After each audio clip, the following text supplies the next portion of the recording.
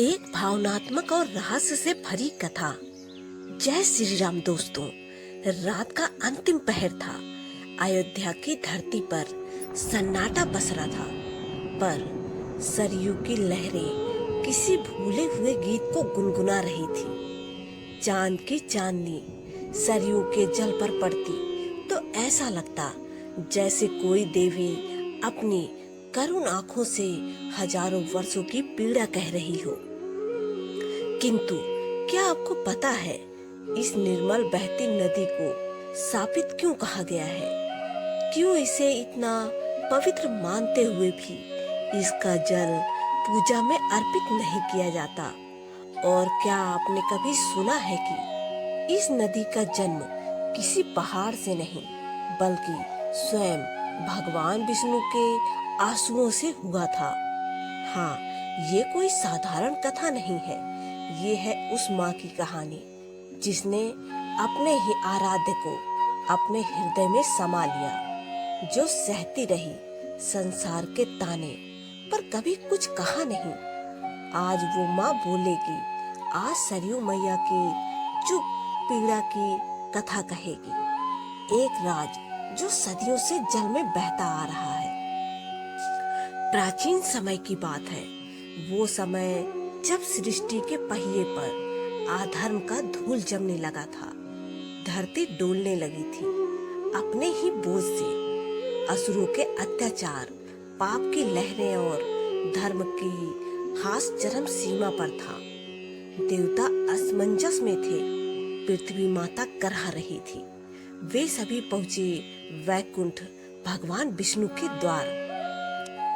भगवान विष्णु सिंहासन पर बैठे थे पर मौन थे, आंखें बंद, मन स्थिर, पर उनके हृदय में हलचल थी। उनकी दृष्टि में समस्त ब्रह्मांड था, पर दृष्टि थमी हुई थी मृत्यु लोक की पीड़ा पर।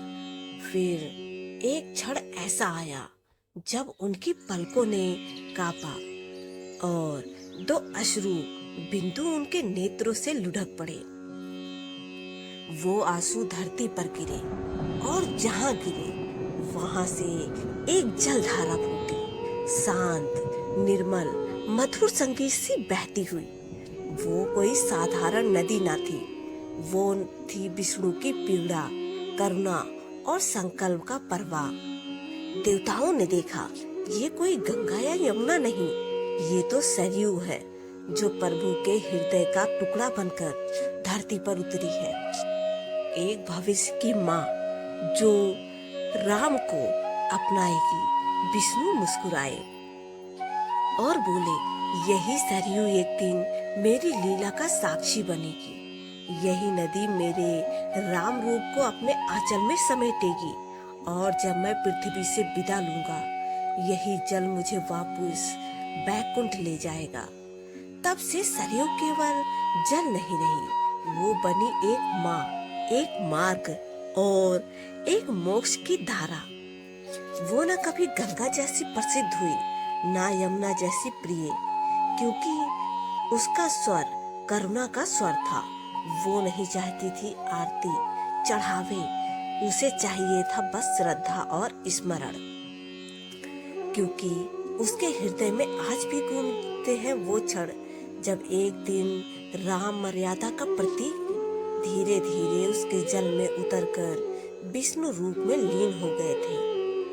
दोस्तों, क्या आप जानते हैं कि क्यों नहीं होता सरयू जल का पूजा में उपयोग? क्योंकि जिस जल में स्वयं भगवान समाये हो, उस जल से पूजा नहीं होती। वहाँ केवल आंखें झुकती हैं और आत्मा नम होती है। सरयू मैया शापित नहीं है, वो तो उस माँ की तरह है जिसने अपने पुत्र को खोया पर मौन रहकर उसे दिव्यता की ओर विदा किया। सरयू नदी कोई सामान्य नदी नहीं, वो भगवान विष्णु के हृदय का भाव है। उनके नेत्रों से बहा वो अश्रु है जो आज भी अयोध्या की मिट्टी को पवित्र करता है। क्या आप जानते हैं कि सरयू मैया की गोद में ही रामलला का अंतिम वास क्यों और कैसे हुआ? अयोध्या नगरी, जहाँ की हवाओं में राम नाम की गूंज थी, जहाँ हर गली, हर मोड़ पर मर्यादा और धर्म का दीप जलता था। श्री राम के राज्य में मनुष्यों के साथ साथ पशु पक्षी, वृक्ष, नदियां सभी सुखी और शांत थे। हर ओर सिर्फ सत्य, प्रेम और सेवा का भाव था। लेकिन जो अवतार पृथ्वी पर आता है, उसे एक दिन विदा भी लेनी पड़ती है। श्री राम रावण का वध कर सीता माता को लेकर लौट आए थे, लेकिन कुछ समय बाद लोग की मर्यादा के चलते उन्हें सीता को फिर से वन भेजना पड़ा। वह घड़ी राम के जीवन की सबसे कठिन घड़ी थी। वे राजा थे, पर एक पति भी थे, और उस पीड़ा ने उन्हें भीतर से तोड़ दिया। सीता माता धरती माता में समा गई और श्री राम का मन अयोध्या की राजगद्दी से धीरे धीरे हटने लगा। उन्हें महसूस हो गया कि अब उनका अवतारी कार्य पूर्ण हो चुका है। परंतु भगवान राम कभी भी मर्यादा से बाहर नहीं गए। उनका हर निर्णय धर्म पर आधारित था और उनका अंतिम निर्णय भी इसी मर्यादा में बंधा हुआ था। एक दिन श्री राम के दरबार में एक अपरिचित साधु आया, लेकिन वो कोई साधारण साधु नहीं था। वह स्वयं काल पुरुष थे, जो भगवान राम को उनके अवतार समाप्ति की सूचना देने आए थे। उन्होंने श्री राम से एकांत में बात करने की शर्त रखी कि अगर कोई भी हमारी बातचीत में विघ्न डालेगा, उसे मृत्यु दंड देना होगा। श्री राम ने यह बात लक्ष्मण को बताई और दरवाजे पर पहरा देने को कहा। तभी चमत्कार हुआ। स्वयं ऋषि दुर्वासा वहां पधारे। उन्होंने श्री राम से तुरंत मिलने की मांग की। अगर उनकी इच्छा पूरी नहीं हुई तो वे पूरे अयोध्या को श्राप देने की बात कहने लगे। लक्ष्मण के सामने धर्म संकट खड़ा हो गया। उन्होंने तय करना था, या तो ऋषि को रोके और अयोध्या का विनाश होने दे, या आज्ञा तोड़कर अंदर जाए और स्वयं के लिए मृत्यु दंड स्वीकार करे। लक्ष्मण ने बिना एक पल गवाए अपनी मर्यादा की आहुति दे दी।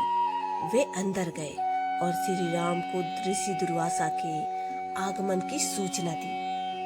श्री राम के सामने अब राजधर्म और भातृ प्रेम आमने सामने खड़े थे। आंसू उनकी आंखों में भर आए, लेकिन वह राम थे जिन्होंने सीता को भी लोक मर्यादा के लिए वन भेजा था। वे लक्ष्मण को कैसे रोकते, पर उन्होंने मृत्यु दंड देने के बजाय एक और रास्ता चुना। श्री राम ने लक्ष्मण से कहा, भाई, तुम अब इस लोक में अपना कार्य पूर्ण कर चुके हो। अब समय है अपने परम स्वरूप में लौटने का। लक्ष्मण जी ने सरयू नदी की ओर प्रस्थान किया। वह शांत भाव से नदी में उतरे और ध्यान मग्न होकर जल समाधि ले ली। उसी क्षण शेषनाग का दिव्य रूप प्रकट हुआ। लक्ष्मण जी अपने वास्तविक रूप में लौट गए। लक्ष्मण के बिना श्री राम का मन अयोध्या में न लगा। उन्होंने अपने पुत्र कुश को गद्दी सौंपी, भरत शत्रुघ्न से विदा ली और हनुमान से कहा, हे वीर बजरंगी, तुम जब तक राम नाम का इस पृथ्वी पर गूंजता है, यहीं रहो, मेरे साथ मत आना। हनुमान की आंखों से आंसू थम नहीं रहे थे, पर वे जानते थे प्रभु की आज्ञा सर्वोपरि है। श्री राम सरयू नदी के तट पर पहुंचे, वहीं जहां उनका बचपन बीता था, जहां वे ऋषियों संग वन जाते थे, जहां वे लक्ष्मण और भरत के साथ जल क्रीड़ा करते थे। आज वही सरयू मैया उन्हें अंतिम बार अपनी गोद में लेने को तैयार थी। श्री राम ने नदी के किनारे खड़े होकर सूर्य को नमन किया। पृथ्वी को प्रणाम किया और धीरे धीरे नदी की ओर बढ़ने लगे। जैसे ही उनका शरीर जल में समाया, उसी क्षण एक दिव्य प्रकाश फैला। आकाश से देवगण उतरे, पुष्प वर्षा हुई और सरयू नदी का जल सोने सा चमकने लगा। राम अब केवल एक राजा नहीं थे, वह फिर से अपने भगवान विष्णु स्वरूप में लौट चुके थे।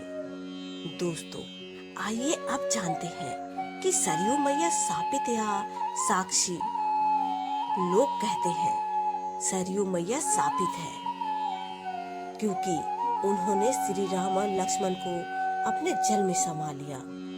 पर सच्चाई यह है, सरयू मैया साक्षी है उस त्याग की, उस मर्यादा की, उस अवतार की जो धर्म की रक्षा के लिए आया था।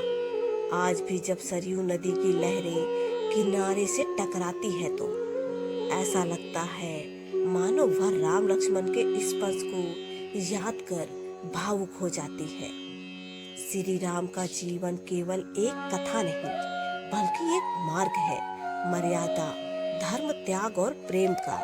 लक्ष्मण का निर्णय हमें सिखाता है कि कर्तव्य से बढ़कर कुछ नहीं, और सरयू मैया की गोद हमें याद दिलाती है कि सच्चा अंत वह है जहां आत्मा परमात्मा में विलीन हो जाती है। आखिर सरयू मैया को शापित क्यों कहा गया है? सरयू मैया को सभी देवी समान मानते हैं। लोग उनमें स्नान करते, पूजा करते और अपने पापों से मुक्ति पाते। जब भगवान राम ने धरती से विदा लेने का समय तय किया तो उन्होंने सरयू मैया के किनारे आकर जल समाधि लेने का निश्चय किया। यह स्थान आज भी गुप्तार घाट के नाम से प्रसिद्ध है। जैसे ही भगवान राम सरयू नदी में प्रविष्ट हुए, सरयू मैया धन्य हो गई। उन्होंने सोचा, आज मेरे जल में स्वयं भगवान राम समा रहे हैं, मैं अब सबसे पवित्र नदी बन जाऊंगी। लेकिन तभी नारद मुनि वहां प्रकट हुए और बोले, हे सरयू मैया, तुम्हारा भाग्य महान है, परंतु यह मत भूलो, जब जब अधर्म बढ़ेगा तुम्हारे किनारे खून बहेगा, राजाओं के युद्ध होंगे, निर्दोषों का लहू भी तेरे जल में घुलेगा और इसी कारण तुम्हें एक दिन शापित भी कहा जाएगा। सरयू मैया ने रोते हुए कहा, क्या मेरे पवित्र जल में खून बहेगा?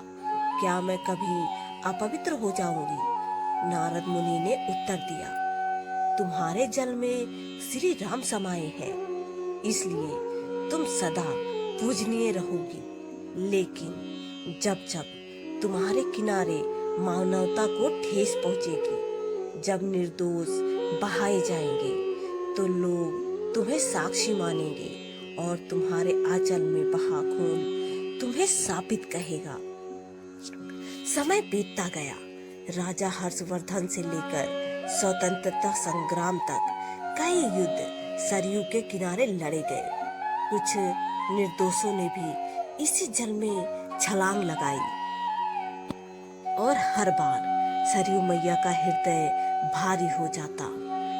लेकिन आज भी लोग मानते हैं कि जो सच्चे दिल से सरयू मैया को पुकारे और अपने पापों की क्षमा मांगे, उसे वह शुद्ध कर देती है। सरयू मैया शापित नहीं, साक्षी है। उन्होंने युगों का दर्द देखा है। जब समाज सही राह से भटकता है, तब उनका शांत जल भी बोझिल हो जाता है। प्रेम से बोलिए सरयू मैया की जय। जय श्री राम। दोस्तों, आपको यह कथा कैसी लगी? कृपया कमेंट करके जरूर बताएं। वीडियो पसंद आया हो तो लाइक करें और अपने दोस्तों के साथ शेयर करें। कमेंट बॉक्स में जय श्री राम लिखना ना भूलें और ऐसे ही और भी रोचक और आध्यात्मिक वीडियो के लिए चैनल को सब्सक्राइब कर लें। फिर मिलते हैं एक और दिलचस्प वीडियो के साथ। धन्यवाद। जय श्री राधे राधे।